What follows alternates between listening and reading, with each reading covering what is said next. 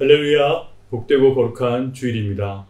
방송으로 가정에서 예배하는 모든 성도님들마다 하나님의 은혜와 또 하나님의 사랑이 넘칠 수 있기를 주님의 이름으로 축복합니다.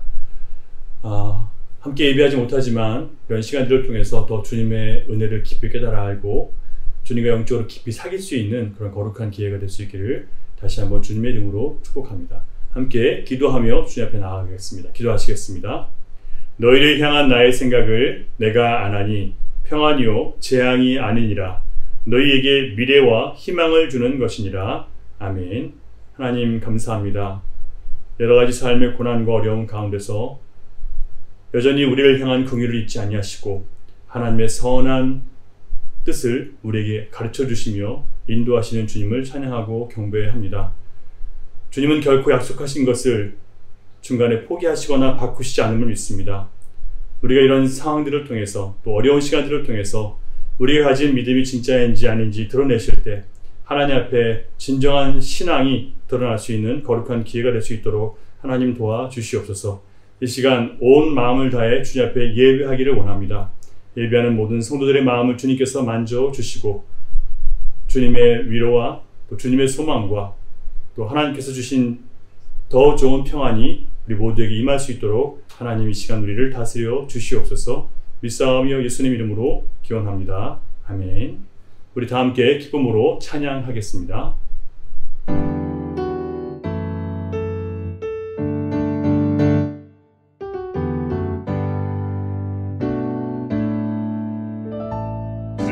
즐겁게 안식할 날 반갑고 좋은 날 내 마음을 편케 하니 즐겁고 기쁜 날 이 날에 천하 만민 다 보좌 앞에서 참되신 삼위일체 다 찬송 부르네. 이 날의 하늘에서 새 양식 내리네. 성회로 모이라고 종소리 울리네. 복음의 밝은 빛이 온 세상 비치며 또 영생물이 흘러 시원케 하시네. 이 주일 지킴으로 새 은혜 입어서 영원히 쉬는 곳에 다 올라갑시다. 성부께 찬미하고 성자와 또 성령 참되신 삼위일체 다 찬송 부르세. 성부께 찬미하고 성자와 또 성령 참되신 삼위일체 다 찬송 부르세.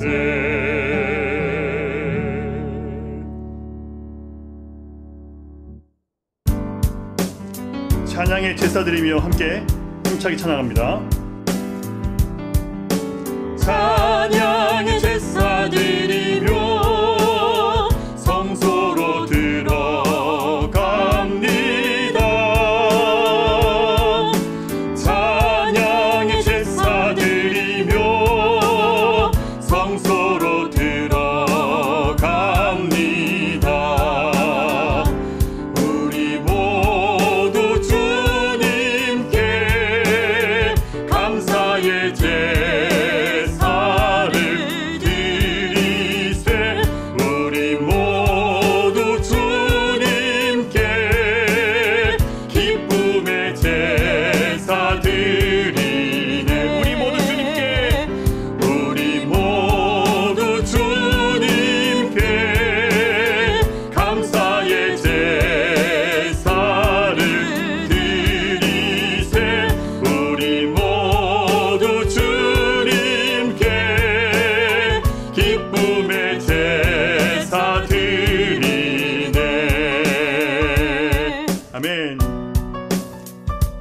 은혜 받으신 주님께 찬양과 경배를 올려드립니다. 할렐루야.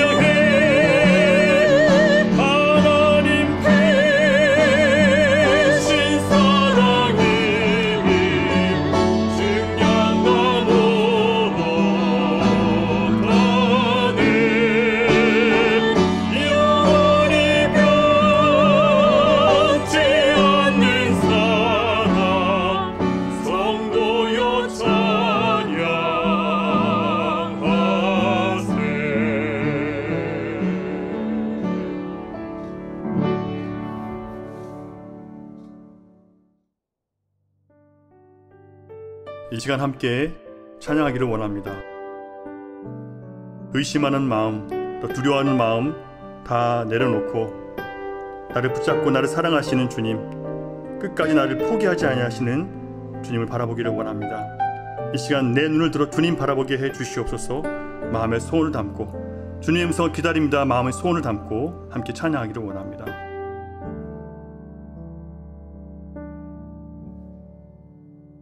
나의 주님께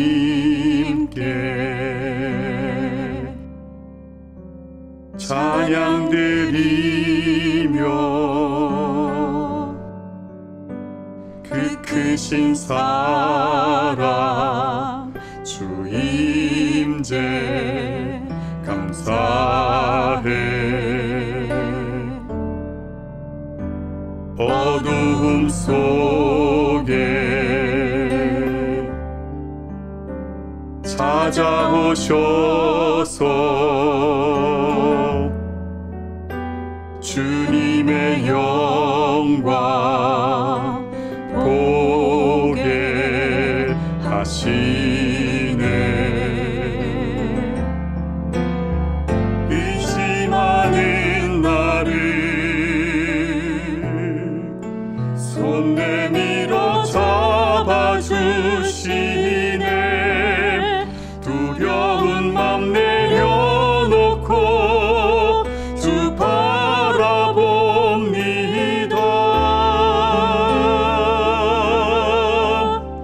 주님을 보게 하소서. 나를 붙드소서.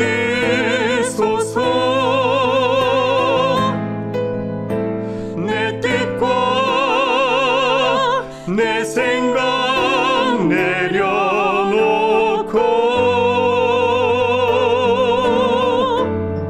주님 앞에 나 엎드려 주의 음성 기다리니 나를 부르실 때 믿음으로 걸어가리.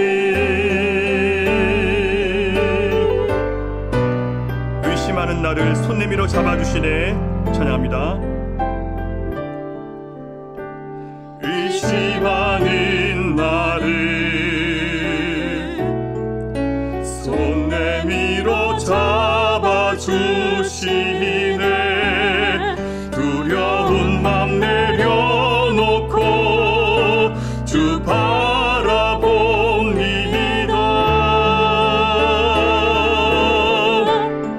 주님을 보게 하소서. 나를 붙드소서.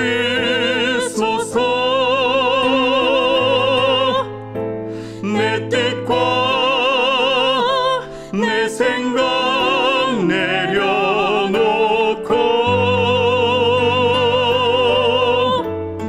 주님 앞에 나 엎드려 주의 음성 기다리니 나를 부르실 때 믿음으로 걸어가리. 주님을 보게 하소서. 나를 붙드소서. 내 뜻과 내 생각 내려놓고 주님 앞에 나 엎드려 주의 음성 기다리니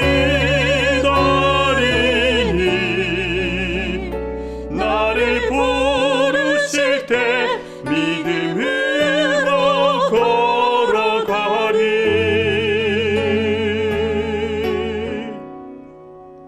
나를 부르실 때 믿음으로 걸어가리.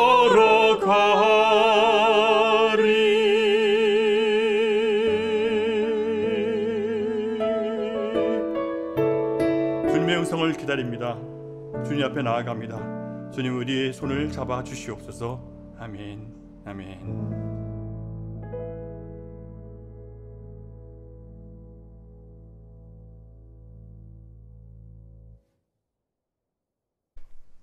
다 함께 사도신경으로 신앙 고백하겠습니다. 나는 전능하신 아버지 하나님 천지의 창조주를 믿습니다. 나는 그의 유일하신 아들 우리 주 예수 그리스도를 믿습니다. 그는 성령으로 잉태되어 동정녀 마리아에게서 나시고 본디오 빌라도에게 고난을 받아 십자가에 못 박혀 죽으시고 장사된 지 사흘 만에 죽은 자 가운데서 다시 살아나셨으며 하늘에 오르시어 전능하신 아버지 하나님 우편에 앉아 계시다가 거기로부터 살아있는 자와 죽은 자를 심판하러 오십니다.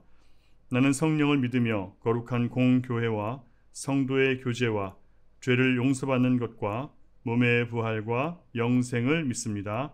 아멘. 다 함께 기도하시겠습니다. 사랑과 은혜가 풍성하신 아버지 하나님, 감사와 찬양을 올려드립니다. 하나님, 우리가 이 어려움의 때에, 이 고난의 때에 우리 마음대로 할 수 있는 것이 아무것도 없고 또한 우리가 이 위기를 극복할 수 있는 힘도 없음을 주님 앞에 고백하며 겸손하게 하나님 앞에 나아갑니다.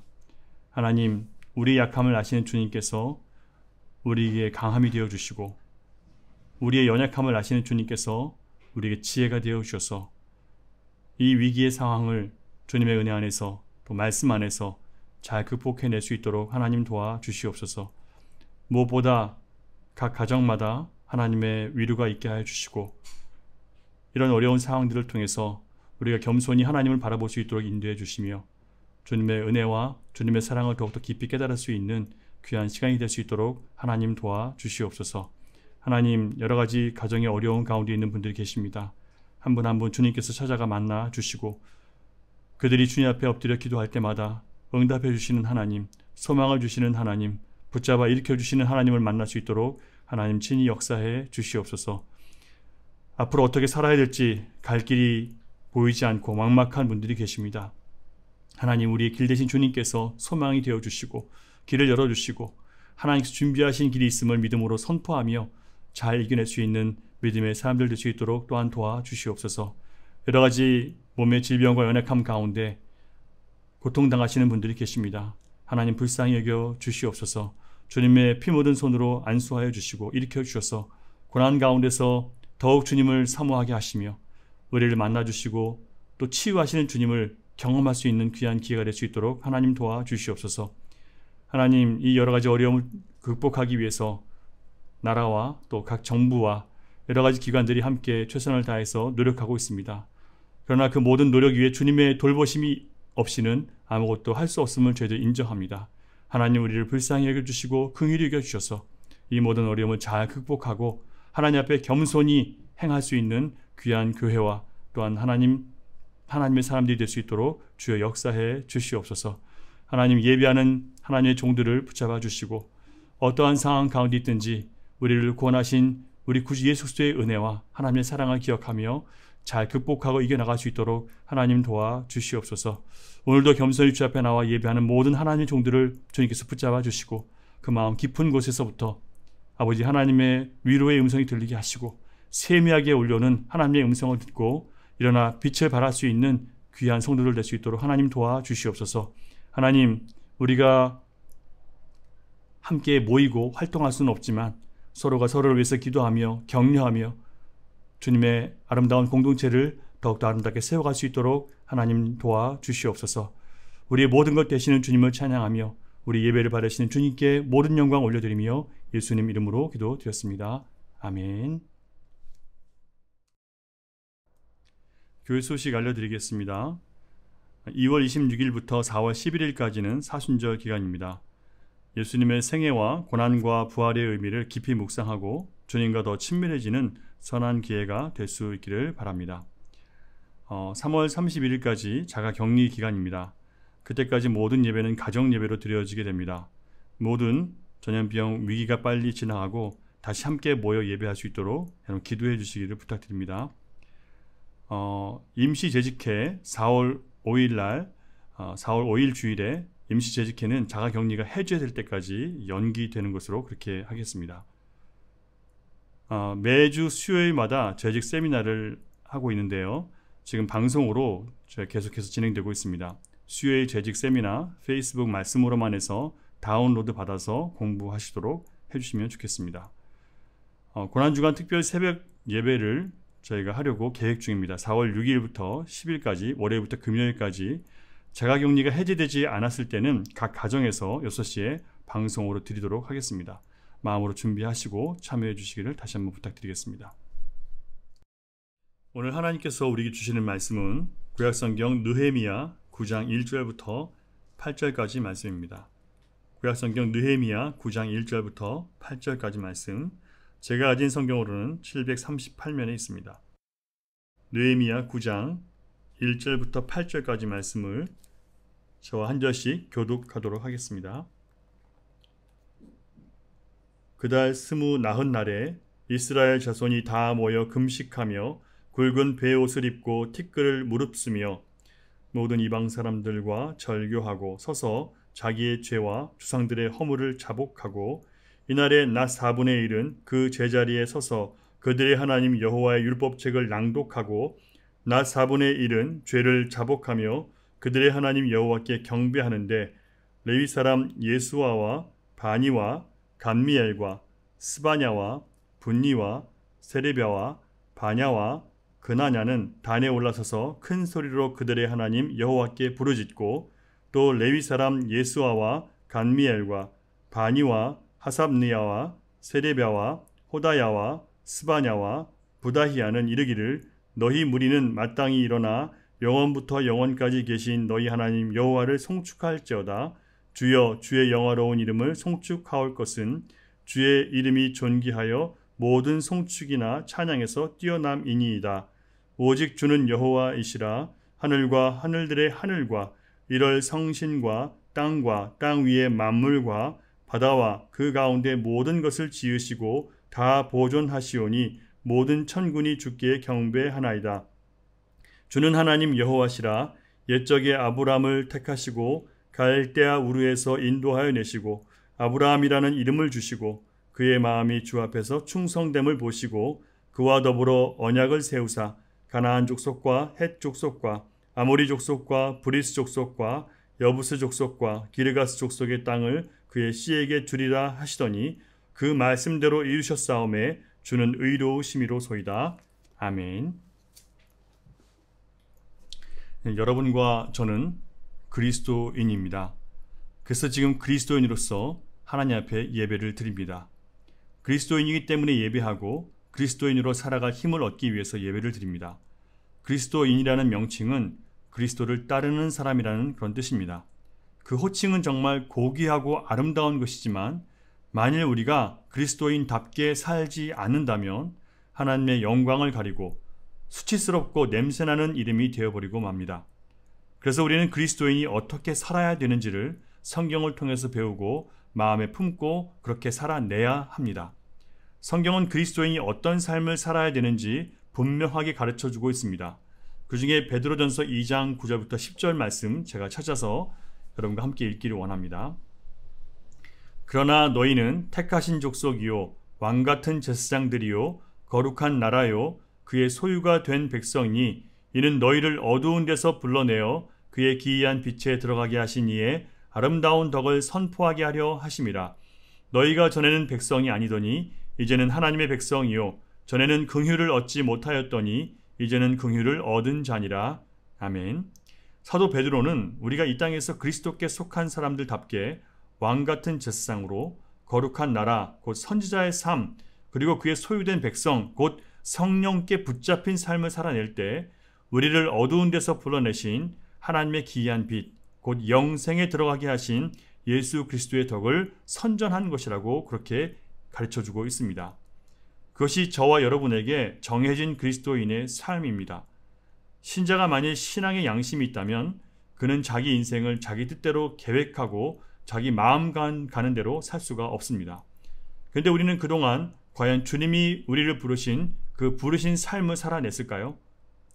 우리가 우리를 구원하시고 거룩하게 하신 그리스도의 아름다운 덕을 선전하면서 살았을까요? 혹시 하나님의 영광을 가리며 살지는 않았습니까? 이민 와서 우리는 마치 돈이 우리의 생명을 책임질 수 있는 것처럼 죽기 살기로 돈 벌기 위해 살아왔습니다. 그러다가 어느 정도 살만해지니까 어떤 사람은 재미를 위해서 살고, 어떤 사람은 취미를 위해서 살고, 어떤 사람은 명예를 쌓기 위해서 살기 시작했습니다. 우리들의 지난 삶 속에서 하나님과의 관계가 1순위였었던 적이 과연 얼마나 있었을까요?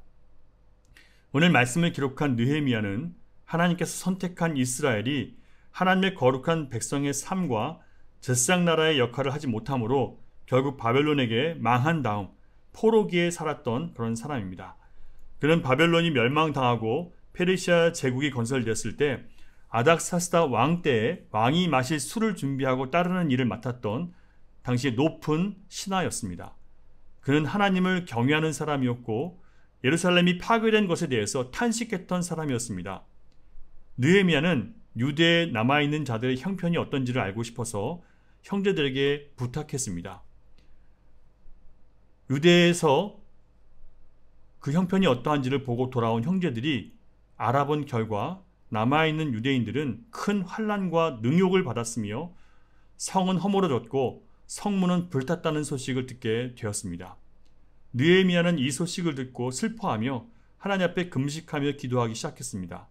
그는 기도 중에 유다 땅이 그렇게 된 이유를 깨닫게 되었습니다.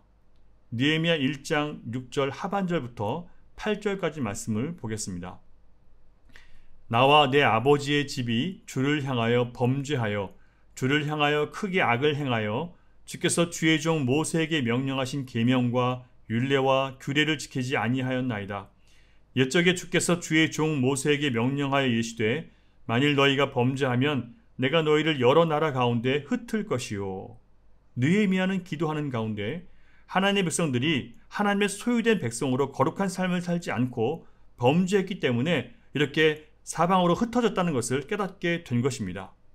그는 죄를 깨닫는 것에 그친 것이 아니라 어떻게 하면 이 죄악에 포로된 상태에서 벗어날 수 있는지를 또한 말씀 속에서 기도하는 가운데 깨달았습니다. 하나님께서 성전을 완공한 솔로몬에게 주었던 약속 중에서 이런 말씀이 있었습니다. 너희 중에 혹시 범죄함으로 쫓겨난 자가 하늘 끝에 있을지라도 내가 거기서부터 그들을 모아 내 이름을 두려고 택한 곳에 돌아오게 하리라. 누구든지 하나님 앞에 돌아와서 기도하면 반드시 다시 회복시키리라는 그 약속을 느헤미야는 찾았고 그 약속을 믿었습니다. 8장을 보면 느헤미야는 그 약속을 의지해서 성벽을 다시 세우기를 다 마쳤고요. 그리고 나서 7월 초 하룻날 백성들은 예루살렘의 성의 수문앞 광장에 다 함께 모이게 했습니다. 학사 에스라가 단에 올라가서 여호와의 말씀을 낭독하기 시작합니다. 새벽부터 정오까지 백성들이 율법책에 귀를 기울였고 레위인들이 백성들에게 말씀을 깨닫게 해 주었습니다. 백성들은 말씀을 깨닫고 하나씩 회개의 눈물을 흘리기 시작했습니다. 그때 느헤미야는 오늘은 초막절의 시작으로 우리를 광야에서 먹이시고 지켜주신 하나님께 감사하는 기쁨의 제사를 드리는 날이니까 근심하지 말라고 위로했습니다. 그리고 다 함께 기쁘게 초막절을 지켰습니다. 그런데 9장 말씀을 보면 초막절이 끝나자마자 바로 이틀 후에 24일에 백성들이 다시 모였습니다. 그들이 또다시 모인 것은 말씀에 대한 사모함 때문에 다시 모였습니다. 그들은 다시 모여서 하나님 말씀을 들으면서 자기들과 가족들과 조상들의 죄를 회개하기 위해서 다시 모였던 것입니다. 오늘날로 말하자면 말씀을 들으면서 영적 각성을 하기 위해서 집회를 시작한 것입니다. 당시 하나님이 이스라엘 백성에게 진정으로 원하셨던 것은 예루살렘 성전을 새로 짓고 다시 성벽을 튼튼하게 쌓는 것이 아니라 그들이 하나님을 믿는 신앙을 회복하는 것이었습니다. 여러분, 지금 코로나 바이러스 전염병 재앙으로 전 세계가 두려움 가운데 있습니다. 이러한 때에 우리가 어떻게 힘을 합쳐서 이 위기를 극복하느냐 보다 더 중요한 것은 신자들이 하나님 앞에 함께 회개하고 다시 그리스도인다운 삶을 회복하는 것입니다. 오늘날의 신자들은 진정으로 회개할 줄을 모릅니다. 자신이 왜 회개해야 되는지 이유조차 모르고 그냥 형식적으로 회개하는 경우가 너무 많습니다. 저는 오늘날의 기독교가 이렇게 위기 가운데 들어가게 된 것은 교회에 참된 회개가 없기 때문이라고 생각합니다. 아니, 회개할 이유조차 모르는 영적인 어두움과 잠에 빠져 있는 목회자들과 신자들 때문이라고 그렇게 생각합니다. 사람들은 열심히 교회 다니면 회개할 것이 없는 줄로 알고 있습니다. 내가 남들에게 크게 잘못한 것이 없고 내가 어른들 잘 공경하고 주변 사람들에게 잘해주면 회개할 것이 없는 사람인 줄 압니다. 여러분, 예수님 안 믿고도 그 정도 착하게 사는 사람들은 세상에 많이 있습니다. 그래서 로이드 존스 목사님은 만약 어떤 신자가 참으로 회개했다면 그가 정말 회개했는지 아닌지를 알 수 있는 그런 방법이 두 가지로 알아볼 수 있다고 그렇게 가르쳐 줍니다. 첫 번째 방법은 참된 회개를 한 사람은 하나님을 떠나서 내 마음이 원하는 대로 살았던 삶에 대해서 비통해하고 슬픔의 감정을 갖는다라고 그렇게 얘기합니다. 또 한 가지, 참으로 회개한 사람은 죄로 쉽게 기울어지는 자기의 본성을 미워하고 그런 자기 자신에게 혐오감을 느낀다라고 그렇게 이야기합니다. 여러분, 성경은 우리가 어쩔 수 없는 죄인이라고 회개가 필요하고 주님의 용서가 필요하다고 가르치는데 세상은 우리가 죄인이 아니라 피해자라고 가르칩니다. 세상은 우리가 책망받을 사람이 아니라 위로가 필요한 사람이라고 가르칩니다. 하지만 세상이 주는 위로 아무리 반복해서 들어도 우리 마음을 치유할 수는 없습니다. 참된 위로는 나 같은 죄인을 사랑하셔서 버리지 않고 사랑하신 하나님의 선택과 그 사랑을 깨달을 때 마음 깊은 곳에 새겨지는 그런 위로입니다. 참된 위로는 세상이 날 몰라주고 날 위로해주지 않아도 전혀 슬퍼하지 않을 수 있는 강력한 하늘의 위로입니다. 내 인간적인 가치를 내 안에서 찾고 사람들로부터 내가 괜찮은 사람이라고 인정받는 것으로 위로를 받으려고 하면 안 됩니다. 오히려 로이드 존스 목사님은 묻습니다. 자기 자신을 미워합니까? 여러분은 어떠십니까? 여러분 자신을 미워하고 계십니까?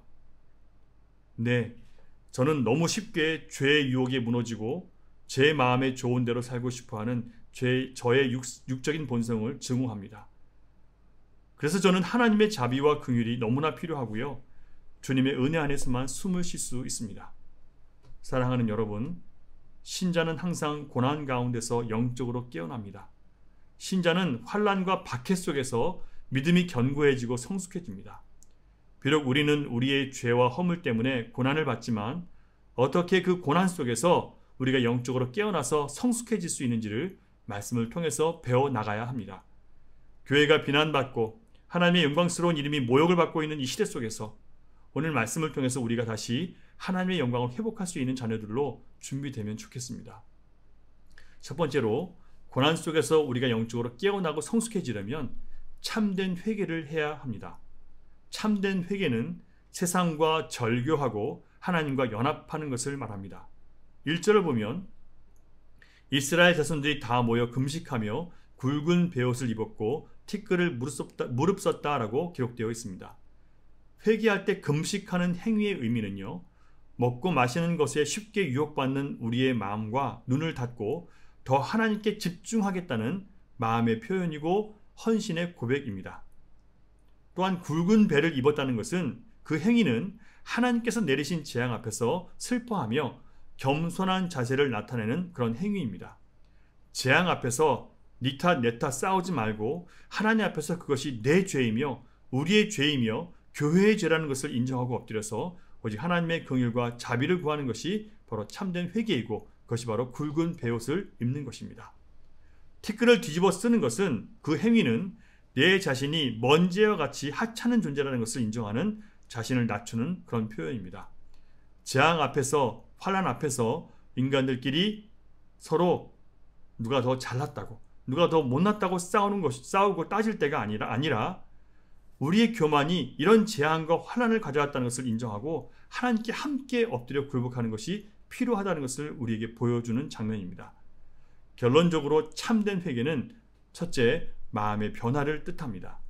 마음의 변화는 오직 하나님의 말씀에 자신을 비추며 살아갈 때만 일어날 수 있는 그런 변화입니다. 3절을 보면요, 이날의 낮 4분의 1은 그 제자리에 서서 그들의 하나님 여호와의 율법책을 낭독하고 낮 4분의 1은 죄를 자복했다라고 기록되어 있습니다. 하나님 말씀 앞에 선다는 것은 그 말씀으로 내 자신을 판단하는 것을 말합니다. 내 양심과 세상 사람들의 도덕과 윤리 기준이 아니라 하나님의 말씀 앞에 내가 선 것입니다. 참된 회개는 말씀이 나를 교훈하고 책망하고 가르치고 위로하도록 그 말씀 앞에 설 때 참된 회개가 시작됩니다. 그래야 자복할 수 있습니다. 자복이라는 말은 영어로 confession인데요.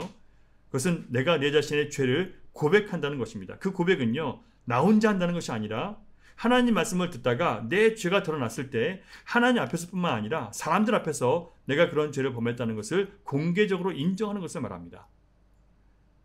참된 회개의 운동은 내가 지은 죄에 대해서 사람들 앞에 인정할 줄 알고, 그래서 내가 주님의 용서가 필요하다는 것을 인정하고 주님 앞에 엎드리는 모습을 나타내는 것이 바로 참된 컨페션, 참된 자복입니다. 내가 잘못한 사람에게 내 잘못을 인정하고 용서를 구하는 것이 바로 참된 회개의 모습입니다. 또한 두 번째로 참된 회개는 머리와 마음 속에서만 일어나는 것이 아니라 행동으로 나타나게 됩니다. 2절을 보면 유다 백성들이 모든 이방 사람들과 절교했다라고 기록되어 있습니다. 이스라엘 백성들이 모든 이방인들과 절교를 합니다. 그동안 그들은 우상 숭배하는 이방인들과 교제하고 혼인하는 것에 대해서, 결혼하는 것에 대해서 별로 양심의 가책을 받지 않았고 마음에 거리끼어 하지도 않았습니다. 하지만 하나님의 은혜를 체험하고 나니까 그들과 구별되어야 함을 스스로 깨닫게 된 겁니다. 이스라엘 백성들이 가나안 땅의 이방인들과 교제함으로 그들이 섬기는 우상을 따라 섬기게 되었고, 우상을 섬기는 사람들이 하는 행동을 따라하게 되었습니다. 결과적으로 이스라엘 백성들은 점점 하나님으로부터 멀어지게 됐습니다. 하나님은 분명히 그들에게 경고하셨습니다. 출애굽기 34장 16절을 보면 또 네가 그들의 딸들을 네 아들들의 아내로 삼음으로 그들의 딸들이 그들의 신들을 음란하게 섬기며 네 아들에게 그들의 신들을 음란하게 섬기게 할까 함이니라 라고 하나님 분명히 경고하셨습니다. 이방인을 가까이 하는 것은 하나님의 백성들을 영적으로 오염시키는 것이라는 뜻입니다. 이처럼 하나님께서 경고하셨음에도 불구하고 가장 지혜로웠던 솔로몬 왕까지도 수많은 이방 여자들을 아내와 첩으로 데려왔고요. 결국 솔로몬은 이방 여자들의 꼬임에 넘어가서 하나님을 멀리하고 우상을 섬기게 되었습니다. 여러분, 우리가 말씀으로부터 멀어지면 자신이 불신자들과 같이 지내며 그들의 삶에 동화되어 가면서도 내 자신이 범죄하고 있다는 것을 점점 모르게 됩니다. 그러나 말씀을 듣고 내가 깨지고 나니까 그동안 이스라엘 백성들을 하나님과 멀어지게 만들었던, 그동안 우리를 하나님과 멀어지게 만들었던 그런 세상과의 교제를 끊게 되는 것입니다. 이방인과 절교하라는 말씀이 불신자들과 어떤 거래도 하지 말고 그런 사람들과 만나지도 말고 학교도 다니지 말라는 그런 뜻이 아닙니다. 세상 사람들의 죄와 악한 일에 함께하지 말고 하나님으로부터 우리 마음을 빼앗아 우리 마음을 세상 가치와 세상 정신으로 물들이는 것들에 대해서 분별 없이 참여하지 말라는 그런 뜻입니다. 여러분, 이 죄악의 유혹은 너무 강력하고 반대로 죄에 대항하는 우리의 의지와 결단은 너무 약해서 우리는 수도 없이 결단하지만 반복해서 무너지고 좌절하고 그런 자신에게 또 실망합니다. 그래서 우리로서는 할 수 없기에 예수 그리스도 앞에 믿음으로 나가서 간청하는 것입니다. 우리 힘으로는 안 되지만 사단의 권세를 밟아 이기신 주님 말씀을 의지할 때 우리는 능히 죄에서 벗어날 수 있습니다. 그래서 신자는 예수님처럼 말씀으로 죄를 이길 수 있습니다. 종교개혁자 칼빈은 우리의 믿음을 떠받쳐 지탱하는 기초는 말씀이다. 말씀이 없다면 믿음은 쓰러진다. 그러므로 우리의 믿음에서 말씀을 제거한다면 믿음은 결단코 남을 수가 없다라고 그렇게 가르치고 있습니다.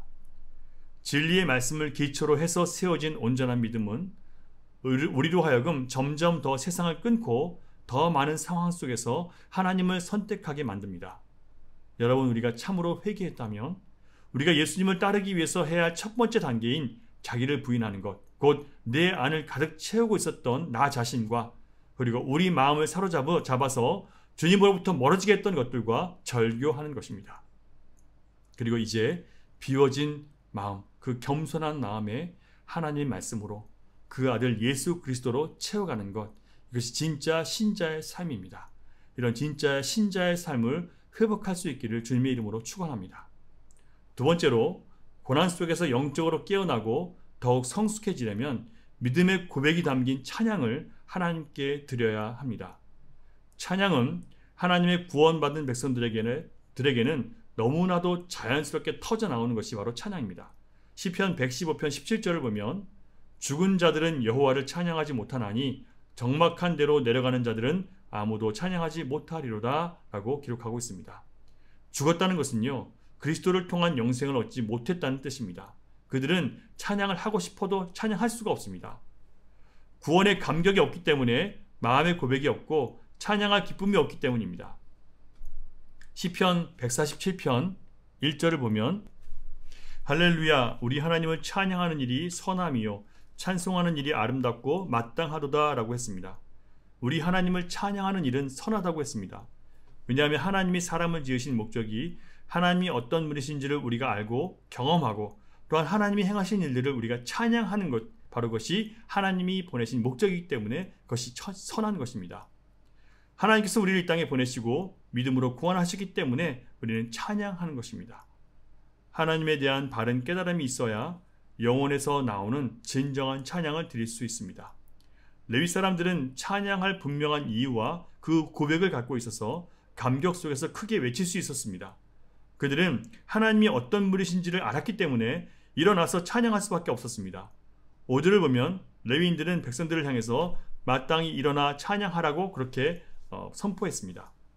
그들은 먼저 하나님의 존재에 대해서 찬양했고요. 5절을 보면 하나님의 존재에 대해서 찬양했고 6절을 보면 하나님의 크신 능력을 찬양했습니다. 하나님의 존재에 대해서는 영원하신 하나님, 영화롭고 존귀하신 하나님을 찬양합니다. 두 번째로 하나님의 크신 능력은 하나님은 말씀하신 것을 반드시 이루시는 여호와시라고 찬양했고요. 세상 만물을 창조하신 하나님이라고 찬양했고 그리고 만물을 보존하시는 분이심을 믿고 찬양했습니다. 그들은 함께 모여 말씀을 듣다가 죄를 깨닫고 서로 자기 죄를 고백했습니다. 그리고 그런 죄인들을 예레미야에게 약속하신 대로 70년 만에 다시 예루살렘으로 돌아오게 하셨고 성전을 회복하게 하신 하나님의 은혜에 감사해서 기쁨의 찬양이 터져 나왔던 것입니다. 그래서 우리가 처음 예수 믿고 은혜 받을 때 나도 모르게 울었다 웃었다 합니다. 은혜 받지 못한 사람은 절대로 이해할 수 없는 행동들을 하게 됩니다. 철저한 회개 속에 비워진 그들의 마음에 하나님 말씀이 채워지고 기쁨이 충만해지니까 한 목소리로 하나님께 기쁨의 찬양을 드릴 수 있었습니다. 여러분, 이제 우리가 절망스러운 이 땅의 교회의 모습과 그리스도인이라고 하는 우리의 신앙이 주님의 뜻대로가 아니라 내 뜻대로였다는 것을 인정하고 회개할 때입니다. 다시 만나서 우리가 함께 예배할 때, 그때는 성도들과 함께 말씀을 나누며 울고 웃고 기도하면서 회개가 터져 나와서 서로 용서를 구하고 용서하며 함께 우리에게 자비와 은혜를 주신 하나님을 찬양하고 함께 감사하는 은혜 받은 자들의 모습이 나타날 수 있기를 기대합니다. 한때는 나도 뜨거웠다고, 한때는 나도 주님이 전부였다고, 그런데 먹고 살다 보니까, 바쁘다 보니까 내가 언제 은혜 받았는지도 까마득하게 모르겠다고 말씀하시는 분들이 있습니다. 그리스도의 말씀이 우리 안에 풍성하지 않기 때문에 그렇게 됩니다. 세상으로 채우는 것을 멈추시고 이제 말씀으로 우리 자신을 채워야 합니다. 성도는 오직 하나님의 말씀을 가장 가까이 하는 사람이어야 합니다. 사람들은 이 시대의 상황을 저마다의 경험과 지식과 눈으로 판단합니다. 하지만 이 시대를 볼 수 있는 눈은 우리가 말씀 앞에서 겸손히 서서 주님의 눈으로 세상을 바르게 볼 때 나 자신의 죄와 우리의 죄를 바르게 볼 수 있게 됩니다. 느헤미야라는 이름은요, 하나님의 위로라는 뜻입니다. 그는 성벽만 회복한 것이 아니라 하나님 말씀을 회복함으로 백성들에게 참된 하나님의 위로를 전할 수 있었습니다. 이제 우리가 고난 중에 있는 자들에게 말씀을 통해서 위로해야 할 때입니다. 말씀의 능력이 우리를 회개로, 경배와 찬양으로, 그리고 하나님에 대한 믿음과 확신으로 인도해서 고난 가운데 더욱 성숙해지는 우리 모두가 될 수 있기를 주님의 이름으로 축원합니다. 기도하겠습니다. 하나님, 오늘도 우리에게 말씀을 주셔서 감사드립니다.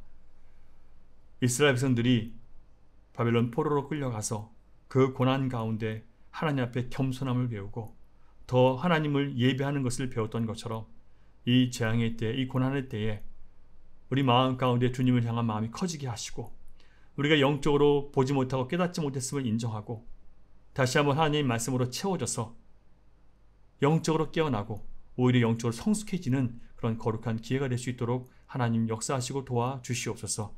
이런 시간들을 통해서 우리가 더욱 주님을 가까이 만나고 하나님을 깊이 체험함으로 살아계신 주님을 다시 한번 체험하며 그 주님을 찬양하며 그 주님 때문에 기뻐하며 감사하며 감격하는 첫사랑의 그 감격을 회복할 수 있도록 하나님 역사해 주시옵소서. 우리 안에 참된 회개가 터져나올 수 있도록 인도해 주시고 서로 용서받은 죄인인 것을 깨닫고 함께 용서하며 품어주는 거룩한 사랑의 교제가 일어날 수 있도록 하나님 또한 도와주시옵소서. 모든 영광 주님 홀로 받으실 줄 믿사오며 예수님 이름으로 기도드립니다. 아멘.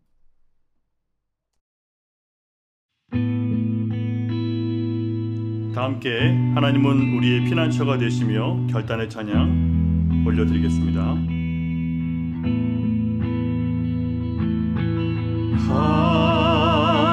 하나님은 우리의 피난처가 되시며 환난 중에 우리의 힘과 도움이시라.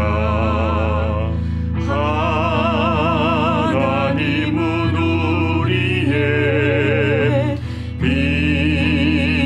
피난처가 되시며 환난 중에 우리의 힘과 도움이시라.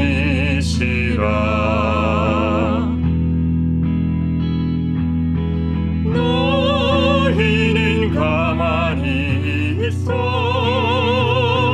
주가 하나님 되말지어다. 열방과 세계 가운데 주가 높임을 받으리라. 사랑합니다 내 아버지, 찬양합니다 내 엄만 다하여, 선포합니다 예수 그리스도 주님 오심을 기다리며. 사랑합니다 내 아버지, 사랑합니다 내 아버지, 찬양합니다 내 엄만 다하여, 선포합니다 예수 그리스도 주님 오심을 기다리며. 주님 오심을 기다리며.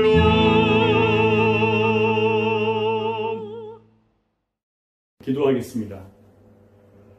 이제는 우리 구주 예수 그리스도의 크신 은혜와 아버지 하나님의 극진하신 사랑과 성령님의 감화 감동, 교통, 역사, 위로, 인도하심이 이제 고난 중에 하나님 말씀을 더욱 가까이 깨닫고 그 말씀 안에서 다시 한번 성숙해지는, 또 영적으로 깨어나는 귀한 믿음의 기회가 되기로 결단하는 사랑하는 주님의 자녀들의 머리 위와 가정과 일터와 미래 가운데 흩어져 있는 열방의 교회들과 선교지 가운데 이제로부터 영원토록 함께 하시기를 간절히 축원하옵나이다.